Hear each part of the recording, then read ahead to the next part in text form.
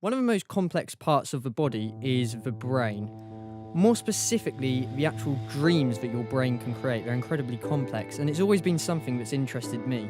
But for me, I've always actually been able to distinguish between those dreams and reality. Today, I'm going to go and meet somebody who, for them, they haven't been able to distinguish their dream from their reality.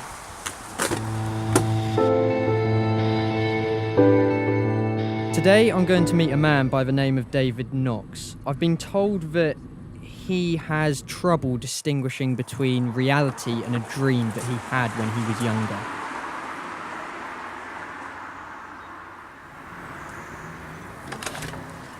Hello. Please come inside. Once inside, I sat down with David to talk about his situation. So David, you had a dream. Talk us through it. What happened in it? What is this dream that you had when you were younger? To me, it wasn't even a dream. It was more of a vision. It was too clear to be a dream.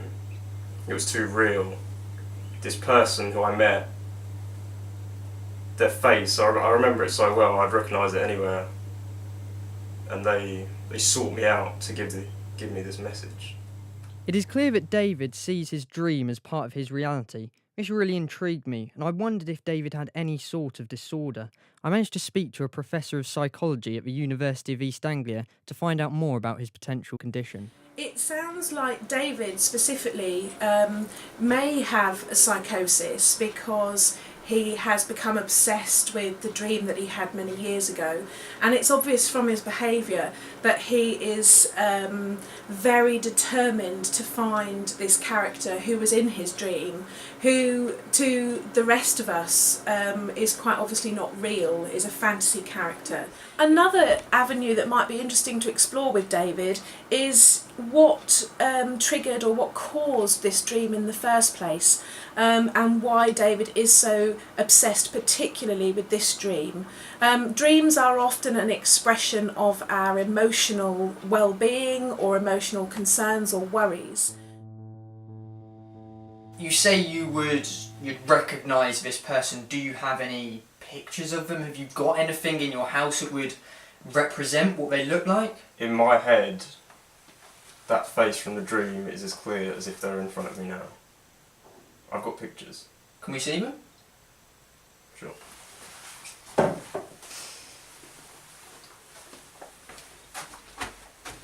So this is the guy. This is the guy in your dream, and these are the drawings of him. This is as you imagine him in your dream.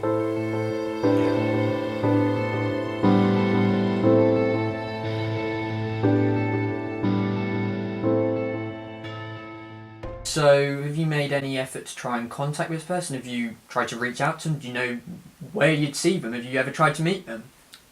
In my vision, it's very clear where this place is, where he was.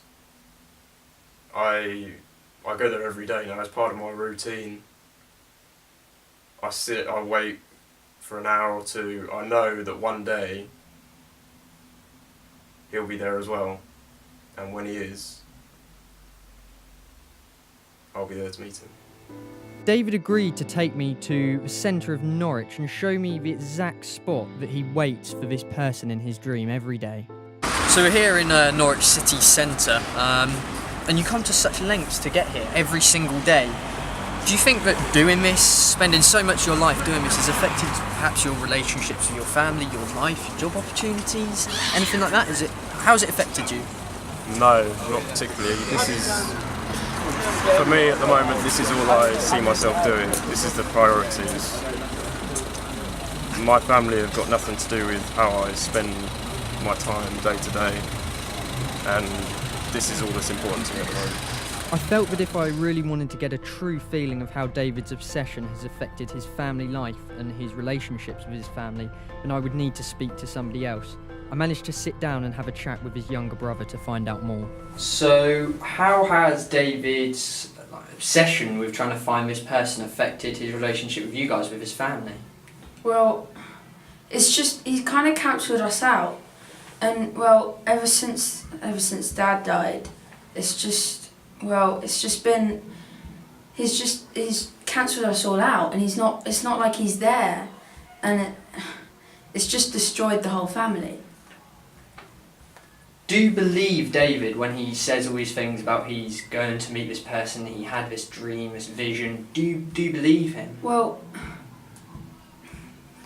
I want to believe him because he's my brother and, well, we're family, but he's just taking it, I think he needs help, but I don't know, it's just hard. So this is the spot. This is where you meet them. This is the exact place. This is where I come every day, and I know that one day I'll meet him exactly here. And do you ever think, I mean, this is a beautiful location. You've got the churches on either side. You've got the town hall, the marketplace, the castle. It is a picture-perfect location. Do you ever think that it's maybe you just in your dream, it's such a beautiful location that you wanted to meet somebody here and you've latched onto that idea? No, it wasn't even a dream. This was something that was so clear. Nothing can ever convince me otherwise that this is the spot, this is the location, and one day my life will change by meeting him here. Well, it's been absolutely fascinating coming and speaking to you today, David. I really wish you best of luck in the rest of your life, and I hope everything works out for you. Thank you very much. Leaving David, I realised that although I may have come to try and understand David's situation, what I've really come to understand is that the brain and its dreams are far more complex than I first thought. Maybe I will never fully understand David, as I cannot experience what he has.